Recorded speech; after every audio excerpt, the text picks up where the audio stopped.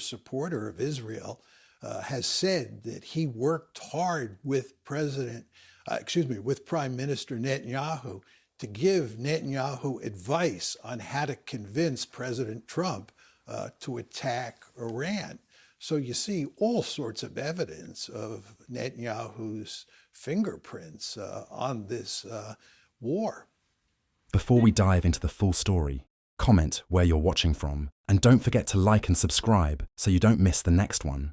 All right, let's set the stage. In this interview, Piers Morgan is about to get schooled, not by just anyone, but by Professor John Mearsheimer. Now, if you're familiar with Mearsheimer's work, you know he doesn't pull punches. And in this conversation, he's about to drop some serious truth bombs that'll leave Piers, and likely many of us watching, a bit stunned. The topic at hand: the ongoing conflict with Iran. Mearsheimer is here to break down what's really going on behind the scenes, especially when it comes to the United States' role and the powerful influences driving this war. It's always easy to get lost in the media circus and the surface-level narratives, but Mearsheimer cuts through all that noise. He's not here for talking points, he's here for the facts. This isn't just another media exchange. This is an education on the geopolitical chess game playing out right in front of us. So, sit tight, because this clip is about to provide some insight that's been missing from mainstream coverage. Let's get into it. Begin today's coverage with Professor John Mearsheimer, a regular visitor to Uncensored, who's written and spoken about all of this for decades. Professor Mearsheimer, welcome back to Uncensored. I'm glad to be here, Piers, and I'm glad to see that you've recovered from your fall. Thank you. Nearly there, nearly there. Back in the studio, down to one crutch, and life goes on, thankfully. Let me just ask you straight off the top. A lot of people on the sort of vehemently pro-Israeli side tend to say, why do you keep making this about Israel? Why do you keep talking about Israel? When they themselves constantly talk about Israel, and from my perspective, often try and silence legitimate debate about Netanyahu's government and what they're up to by branding people who criticize it in any way anti-Semitic and so on. You can't escape the Israeli influence, not least in this war in Iran, right? I think that Israeli influence and the Israel lobby's influence in leading the United States into this war is quite obvious. There's just an abundance of evidence that Israel pushed us into this war and that the lobby helped. And of course, whenever that happens and somebody points it out, that person is accused of being an anti-Semite or a self-hating Jew. But this is ridiculous. The question is whether the evidence supports the claim or not. And the debate should be fought over the evidence, not devolved to name calling, which of course exactly is what is happening here. But the fact is, Piers, there's overwhelming evidence that the lobby and Israel itself helped in a major way to push the United States into this war. Well, we just had to take Marco Rubio, the Secretary of State, at his own word before he was persuaded that he hadn't said what he'd said, because he said it on camera, and he said that when asked why did America have to preemptively strike at Iran, he said because America had been notified by another country, clearly Israel, that they were going to attack Iran, and that the inevitable consequence would be that Iran would respond against American interests, including military bases in the Gulf and so on, and therefore America had to get in first and preemptively go in with the Israelis. It seemed at the time very convoluted, but very revealing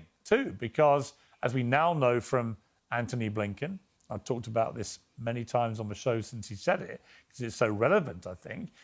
Netanyahu had tried to do this with both Presidents Obama and Biden. He'd said, look, I'm going to attack Iran. Are you with me or not? And they both said no. And then he didn't attack Iran. And so there are many who do believe that Netanyahu, we saw Trump, I think, 8 times in the run-up to this war, that he basically bamboozled, maybe not bamboozled, but forcefully persuaded Trump that he was A, going to do this, and B, America had to be with the Israelis. Yeah, I think it's not only Secretary of State Rubio who said that, but the Speaker of the House, Mike Johnson, said it. And furthermore, Lindsey Graham, who is a super supporter of Israel, has said that he worked hard with with Prime Minister Netanyahu to give Netanyahu advice on how to convince President Trump to attack Iran. So you see all sorts of evidence of Netanyahu's fingerprints on this war. We're now at a stage in this war where thousands of Marines have now been dispatched to the conflict zone.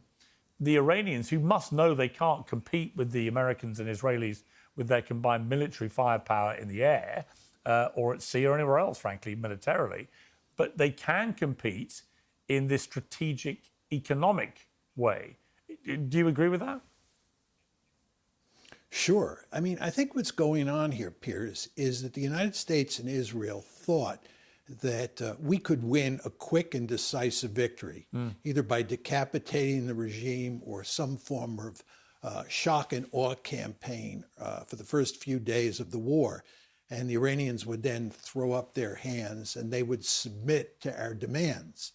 And in fact, President Trump has said that he was told that there was a good chance that the Iranians would close down the Strait of Hormuz, but he ignored that warning because he thought we would win a victory before that became a viable option for the Iranians. But what's happened here is that we did not achieve a quick and decisive victory, and we're now in a long war, a war of attrition. And that's a war that the Iranians prepared for, and that's a war that the Iranians are in an excellent position to prevail in. If you think about the various steps up the escalation ladder that we can take, what you see is that the Iranians can match us at every point, and they can cause not only enormous damage for the countries in the region and for the United States military forces that are located there, but maybe even more importantly for the international economy. They have the ability, as you go up the escalation ladder, to tank the international economy. This would be catastrophic. So we are now in a situation, having failed to achieve a quick and decisive victory, where we could lose in a really serious way. So if you were advising Donald Trump, which is, I have to say, at the unlikely end of the expectation ladder, but if you were, what advice would you give him? He clearly, I think, wants to get out of this, but he doesn't seem to really know how he can do that, which doesn't look like a crushing defeat or retreat. What would you advise him to do, which would be a skillful and achievable way of extricating America from this war? I've thought long and hard about this, and I've talked to a number of very smart people, a number of my friends who are what I would call spinmeisters. They can figure out almost always how to get out of a mess. And I don't think anybody can come up with a good solution for solving this problem. What most people say is that what President Trump should do is declare victory and get out. I mean, he can do that, but it will be seen as a humiliating defeat for the United States. And furthermore, you run into the problem that the Iranians themselves might not agree to end the war. The United States can quit, but the Israelis and the Iranians may continue fighting. And again, as I said, the Iranians have a lot of cards to play here. They can do a lot of damage. So even if we walk away, it's not clear that that solves the problem. And then again, where I started, the United States will look like it suffered a humiliating defeat. So I think that President Trump has got himself into a situation where there is really no good exit strategy. Yeah, that's the way I see it. And I'm still completely baffled why politically, never mind anything else, he thought this was a good time to take the biggest gamble he's ever taken, because he's got the midterms coming.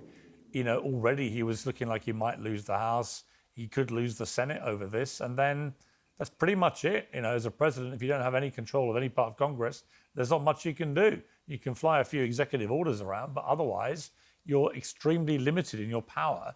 And of course, the other irony of this is that Russia is already emerging as one of the big beneficiaries of what is going on, because the sanctions have been lifted. They're making enormous amounts of money from this, which could carry on the longer it goes on.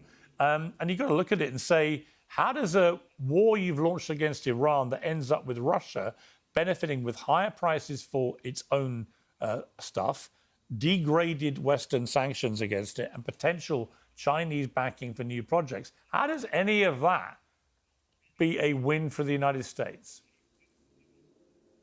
Well, it's not. But to get to your initial point as to how he could have possibly got himself into this mess, I think it's very important to understand that he thought that the Iranian regime was very vulnerable. It was very weak. Yeah. And that the United States could cause it to topple with great ease. You want to remember that before the war, when we moved the Armada into the Middle East, Steve Witkoff has told us that President Trump was surprised that the Iranians did not throw up their hands and surrender before the war started.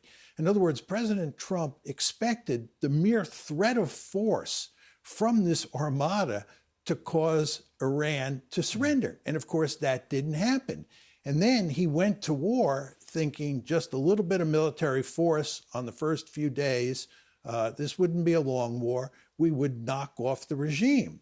And I think that his success in Venezuela, where he was able to kidnap Maduro and put an end to that conflict very quickly, gave him additional confidence that he could, in a sense, float like a butterfly and sting like a bee. But the fact is that that didn't happen. And again, once that doesn't happen, he's in a catastrophic situation. But I don't think he thought for 1 second that that would happen. And again, that's why he could dismiss the Pentagon's warning that it was likely that the Iranians would shut down the strait. And furthermore, the warning that the Iranians would engage in horizontal escalation. They would not simply attack Israel, they would attack American assets in the Gulf, and they would attack the Gulf states themselves. He just didn't see this coming. But once it came, he's in a mess that I don't see how he gets out of. Yeah, it's very difficult to see how he gets out of it easily, certainly. Professor Mearsheimer, always good to have your... That conversation between Piers Morgan and Professor Mearsheimer was absolutely eye-opening, wasn't it? Mearsheimer isn't just sitting there politely nodding along. He's calling out the deep, ugly truths that the media often avoids.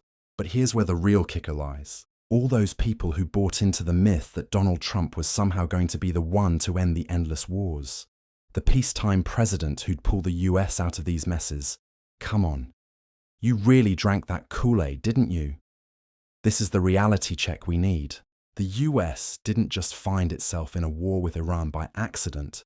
The truth is that for over 40 years, Netanyahu has been trying to get a president who's dumb enough to start this war. And lo and behold, he found his guy, Donald Trump. It's mind-blowing that anyone thought Trump was a peacemaker, when all he did was fall right into Netanyahu's plans. And here's the punchline. So many people are paying for this war. And I mean paying in ways we're just starting to feel. Americans are watching prices shoot through the roof. Inflation is running wild, and the cost of living is skyrocketing. And what about Europe? They're carrying the burden too. Fuel prices are climbing, and the ripple effect is about to hit food prices. All because Trump decided to ignore common sense and buy into Netanyahu's BS. It's not just a political failure, it's a financial disaster. And we're all feeling the consequences. What's truly wild here is Trump's mindset. He had this success in Venezuela, thought he could replicate it, and bam, straight into a mess in the Middle East. And now? He's trying to sell the world on the idea that he's already won, while complaining that NATO isn't stepping up. Sorry, Trump. NATO is a defensive alliance, not your personal military wing. You didn't consult with NATO. You didn't consult with Congress, the only person you were likely talking to, Netanyahu. And now we're all stuck in this nightmare, paying the price for Trump's poor judgment. But let's hear your thoughts. Do you think this was all a bad gamble on Trump's part? Or did he truly think he could win big? Drop a comment below, give the video a thumbs up if you're feeling the conversation, and hit subscribe to stay in the loop with these perspectives. Appreciate you guys, and I'll see you in the next one.